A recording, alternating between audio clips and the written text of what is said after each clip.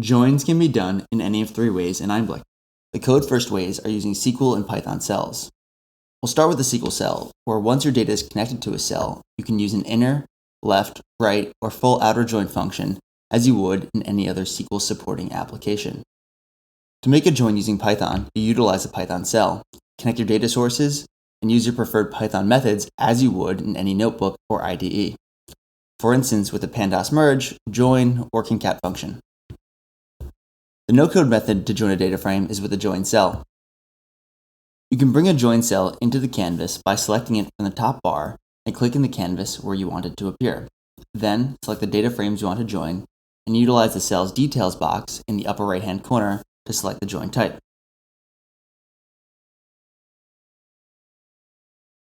If you want to combine two or more data sources, whether that be with a join, SQL, or Python cell, you'll have to do a series of joins.